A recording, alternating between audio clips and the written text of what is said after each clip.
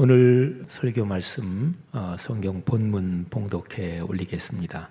창세기 1장 1절부터 3절 그리고 4장 16절부터 26절까지입니다. 거룩하신 하나님의 말씀입니다. 태초에 하나님이 천지를 창조하시니라.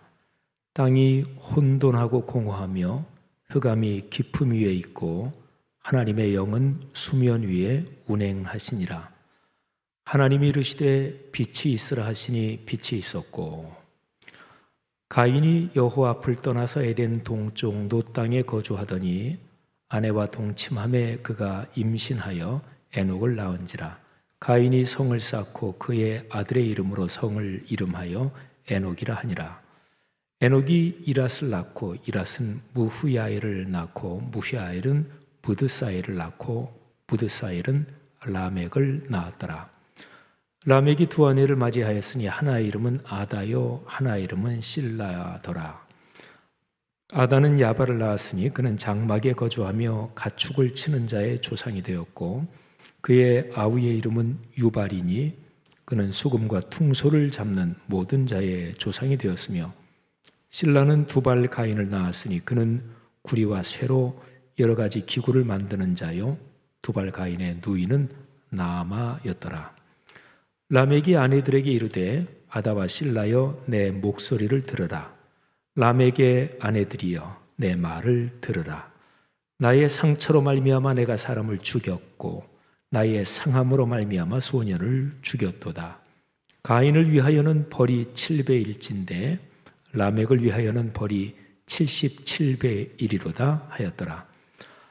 아담이 다시 자기 아내와 동침함에 그가 아들을 낳아 그의 이름을 셋이라 하였으니, 이는 하나님이 내게 가인이 죽인 아벨 대신에 다른 씨를 주셨다 함이며, 셋도 아들을 낳고 그의 이름을 에노스라 하였으며, 그때의 사람들이 비로소 여호와의 이름을 불렀더라. 아멘. 지난 주일의 설교 제목이 하나님의 영에 이끌리는 삶 첫 번째고요. 오늘이 똑같은 제목으로 두 번째 설교를 합니다. 로마서 8장 14절과 갈라디아서 4장 6절은 짝이 되는 구절입니다. 두 구절의 내용이 기독교 신앙의 중심을 담고 있습니다. 크게 말하면 하나님과 동행하는 삶이고요. 그리고 구체적으로 말하면 하나님의 영에 이끌리는 삶입니다. 이 두 구절이 여러분의 삶의 현재 진행형으로 살아 움직이며 복이 되기를 축복합니다. 한번 두 구절을 들어보십시오. 로마서 8장 14절, 무릇 하나님의 영으로 인도함을 받는 사람은 곧 하나님의 아들이라. 갈라디아서 4장 6절입니다. 너희가 아들이므로 하나님이 그 아들의 영을 우리 마음 가운데 보내사 아빠 아버지라 부르게 하셨느니라. 아멘. 하나님 아버지의 영, 하나님의 영 또는 그리스도의 영, 성령을 가리키는 표현이죠. 그리스도인의 삶은 성령의 이끌림을 받으며 걸어가는 인생이다 하는 내용입니다. 옛날에 살았던 어느 두 가문의 이야기를 전해드리겠습니다. 자, 아주 오래된 문헌에 기록된 내용입니다. 자, 먼저 첫 번째로 사회적으로 크게 성공한 가문 이야기입니다. 이 가문의 시조가 되는 사람은 젊은 시절에 아주 큰 실수를 저질렀고 이 때문에 굉장한 어려움을 겪었습니다. 그러나 그는 열심히 살면서 가문을 세워나갔습니다. 아들을 낳고 아들 이름으로 성을 쌓았습니다. 계속해서 대를 이어 후손들이 태어나는데 이 사람의 2대손, 그러니까 아들이죠. 3세손 계속해서 이어지다가 6세손에서 대단한 인물이 납니다. 이 6세손의 아내가 둘이었습니다. 첫째 아내에게서 두 아들을 보았는데 큰 아들은 농업에서 큰 성공을 거두어 거부가 됐습니다. 둘째 아들은 음악계에서 정상에 올라 세계적으로 주목을 받습니다. 둘째 부인에게서는 아들과 딸을 두었는데 그 아들은 당시 최첨단 산업인 금속 관련 산업에서 많은 특허를 출원하면서 이 분야에서 독보적인 존재가 됐습니다. 딸에 관한 기록은 전해오지 않는데 짐작하건대 유복한 환경에서 잘 살았을 것입니다. 자, 이 정도 성공을 거두었으니 이 가인의 육세손 되는 이 사람은 자신만만했습니다. 그럴 만도 하지요. 이 사람은 다른 사람과의 관계에서 결코 손해를 보지 않았습니다. 다른 사람에게 피해를 입으면 반드시 몇 곱절로 되갚아 주었습니다. 무섭고 아주 집요하게 복수했습니다. 이 사람이 사는 동네나 인근 지역에서 누구도 이 사람을 건드리지 못했습니다. 제가 아까 이 가문의 시조가 어려움을 겪었다고 말씀드렸는데 그 시조가 다른 사람들에게 공격을 받기도 했고 또 그 시조가 이렇게 공격을 받으며 어려움을 겪었다, 이런 얘기가 그 가문에 전해져 내려왔습니다. 그런데 육세손이 되는 이 사람이 자기 시조와 연관해서 이렇게 공개적으로 말하곤 했습니다. 내 시조에게 피해를 입힌 사람이 7배로 당했다면 내게 피해를 입힌 사람은 77배로 당할 것이다. 아주 무서운 사람이죠. 자, 이제 두 번째 다른 가문 얘기를 하겠습니다. 이 가문 이야기는 길지 않습니다. 이 가문은 가문의 시조가 되는 분이 살 때 끔찍한 비극을 겪었습니다. 두 아들이 있었는데 큰아들이 동생을 죽였습니다. 큰아들은 집을 나가서 소식이 끊어졌습니다. 한참이나 지난 후에 아들을 하나 더 얻었습니다. 이 가문의 시조 내외는 아들을 얻고는 하나님께 깊이 감사했습니다. 죽은 아들을 대신해서 하나님께서 아이를 주셨다고 믿었고, 그래서 이 아이 이름도 하나님께서 주셨다, 이런 뜻을 담아서 아이 이름을 지었습니다. 그리고 손주가 태어날 무렵부터는 이 가문에서 하나님께 예배 드리는 일이 가문의 전통으로 자리를 잡았습니다. 이 가문에 관한 기록은 아까 먼저 말씀드린 대단히 성공한 그 가문에 비해서 기록이 짧지만, 그런데 바로 이 점이 중요합니다. 하나님께 예배드리며 하나님의 뜻을 중요하게 생각한 가문이었다. 그런 가풍을 이어갔다. 이 점이 중요합니다. 이 가문의 이야기에는 큰 부자가 나왔다든지 사회적으로 주목을 받을 정도로 성공했다든지 하는 그런 기록은 나오지 않습니다. 아마 이 가문에서도 훌륭한 인물들이 많이 나왔을 것입니다. 그러나 그런 이야기보다는 하나님을 예배했다, 사랑과 평화를 일구며 살았다, 이런 이야기가 기록으로 전해져 내려오는 것을 보면 이 가문에서 무엇을 중요하게 여겼는지 그 점이 분명하게 보입니다.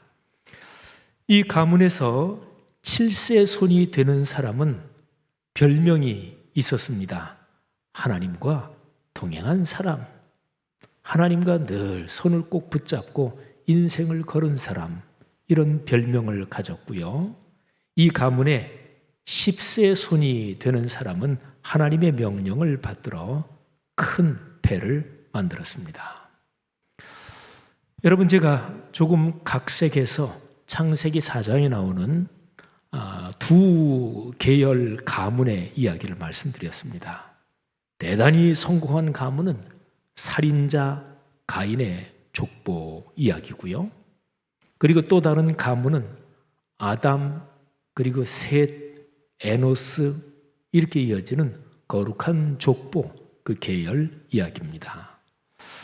이 두 가문의 이야기를 제가 아까 제일 처음에 성경 봉독할 때는 우리가 쓰는 개역 개정판 성경으로 낭독해 드렸죠.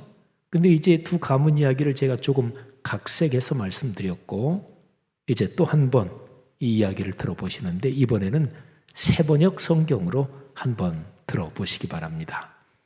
자, 먼저 가인의 족보 이야기인데 창세기 4장 16절부터 24절입니다.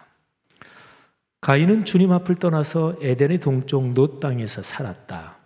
가인이 자기 아내와 동침하니 아내가 임신하여 에녹을 낳았다. 그때 가인은 도시를 세우고 그 도시를 자기 아들의 이름을 따서 에녹이라고 하였다. 에녹은 이랏을 낳고 이랏은 무후야엘을 낳고 무후야엘은 무드사엘을 낳고 무드사엘은 라멕을 낳았다. 라멕은 두 아내와 함께 살았다. 한 아내의 이름은 아다이고 또 한 아내의 이름은 실라이다. 아다는 야발을 낳았는데 그는 장막을 치고 살면서 집 짐승을 치는 사람의 조상이 되었다. 그의 아우의 이름은 유발인데 유발은 수금을 타고 퉁소를 부는 모든 사람의 조상이 되었다. 또한 실라는 두발 가인이라는 아이를 낳았다. 그는 굴이나 쇠를 가지고 온갖 기구를 만드는 사람이다. 두발 가인에게는 나아마라고 하는 누이가 있었다. 라멕이 자기 아내들에게 말하였다. 아다와 실라는 내 말을 들어라. 라멕의 아내들은 내가 말할 때 귀를 기울여라. 나에게 상처를 입힌 남자를 내가 죽였다. 나를 상하게 한 젊은 남자를 내가 죽였다. 가인을 해친 벌이 7갑절이면 라멕을 해치는 벌은 77갑절이다. 자, 여기까지가 세번역으로 가인의 가문 이야기입니다. 대단한 가문이지요. 예, 오늘날 이 가인의 가문이 현대 사회에 있었다면 그야말로 거칠 것 없는 명문 가문이라고들 칭송이 잦아있을 것입니다. 그러나 이 가문은 하나님을 등졌습니다. 창조주께서 사람에게 주신 하나님의 영을 거부하고 인간의 능력을 극대화하며 인간 신의 욕망을 쫓았습니다. 이 가문은 급기야 창세기 11장의 바벨탑 사건을 주도하다가 하나님의 심판을 받습니다. 이 가인의 가문, 이 가문의 분위기를 로마서 8장의 표현으로 하면 육신을 쫓은 삶입니다. 로마서 8장 5절부터 8절 말씀이 이 가문에 아주 잘 어울립니다. 들어보시죠. 육신을 따르는 자는 육신의 일을, 영을 따르는 자는 영의 일을 생각하나니 육신의 생각은 사망이요 영의 생각은 생명과 평안이니라. 육신의 생각은 하나님과 원수가 되나니 이는 하나님의 법에 굴복하지 아니할 뿐 아니라 할 수도 없습니다. 육신에 있는 자들은 하나님을 기쁘시게 할 수 없느니라. 아멘. 자, 두 번째 가문, 아담에서 시작한 가문은 이 지금 말씀드린 가문과 다릅니다. 하나님께서 죽은 아벨 대신 아담 부부에게 셋을 주십니다. 이름이 셋이에요. 셋의 아들이 에노스인데 이 에노스라는 말도 아담이라는 말이 원래 사람 이런 뜻이거든요. 근데 에노스 이 말도 뜻이 사람 이런 뜻이에요. 근데 어쨌든 셋의 아들 이름이 에노스인데 에노스 때부터 이 가문은 하나님의 이름을 부르기 시작합니다. 성경에 하나님의 이름을 불렀더라. 근데 그 뜻은 예배를 명시적으로 하나님께 드리기 시작했다. 그런 뜻입니다. 그러니까 에노스 때부터, 그러니까 아담 그리고 셋, 에노스가 아담의 3세 손이지요. 이 3세 손부터 예배가 가문의 정신과 삶에 자리를 잡았습니다. 혹시 여기 계신 우리 성도님들 중에서 예수를 안 믿다가, 가정이 말이죠, 또는 가문이 예수를 안 믿다가 그 가문에서 누가 먼저 예수를 믿고 또 이런저런 우여곡절을 거쳐서 그 가문의 제일 어르신이 야, 이번 설부터는 추도 예배로 드린다. 아마 그런 가정들이 있을 거예요. 근데 어쨌든 아담, 셋 그리고 에노스 때부터 이 가문은 하나님께 명시적으로 예배 드리는 그 가풍이 명확하게 자리를 잡았습니다. 아담의 10세 손, 아담부터 따져서 10대가 노아예요. 노아는 멸망하는 세상에서 하나님의 명령을 따라 방주를 짓습니다. 구약 성경에 교회를 예언하는, 교회를 상징하는 교회의 모형이 여러 가지가 나오는데 노아의 방주는 교회의 모형 중에서 가장 대표적인 두세 가지 중에 하나입니다. 그러니까 이 가문은 신약시대로 옮겨온다면 교회의 기둥이요, 그리고 교회 중심으로 인생 여정을 걸어간 그런 가문이었던 거지요. 자, 이 가문 이야기도 아까 살인자 가인의 가문처럼 세번역 성경을 한번 들어보십시오. 이거는 창세기 4장에서 짧아요. 그냥 2절 기록되어 있습니다. 아담이 다시 자기 아내와 동침하였다. 마침내 그의 아내가 아들을 낳고 말하였다. 하나님이 가인에게 죽은 아벨 대신에 다른 씨를 나에게 허락하셨구나. 그의 아내는 아이의 이름을 셋이라고 하였다.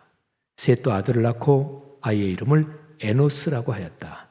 그때 비로소 사람들이 주님의 이름을 불러 예배하기 시작하였다. 아멘. 이 가문을 아까 이제 가인의 가문을 로마서 8장의 표현으로 제가 말씀드렸는데 이 아담으로 이어지는 거룩한 계보, 이 가문도 로마서 8장의 표현으로 말한다면 하나님의 영에 이끌리는 삶입니다. 로마서 8장 9절부터 17절 말씀이 이 가문의 길을 잘 설명하고 있습니다. 한번 들어보십시오. 만일 너희 속에 하나님의 영이 거하시면 너희가 육신에 있지 아니하고 영에 있나니 누구든지 그리스도의 영이 없으면 그리스도의 사람이 아니라. 또 그리스도께서 너희 안에 계시면 몸은 죄로 말미암아 죽은 것이나 영은 의로 말미암아 살아있는 것이니라. 예수를 죽은 자 가운데서 살리신 이의 영이 너희 안에 거하시면 그리스도 예수를 죽은 자 가운데서 살리신 이가 너희 안에 거하시는 그의 영으로 말미암아 너희 죽을 몸도 살리시리라. 그러므로 형제들아, 우리가 빚진 자로 돼 육신에게 져서 육신대로 살 것이 아니니라.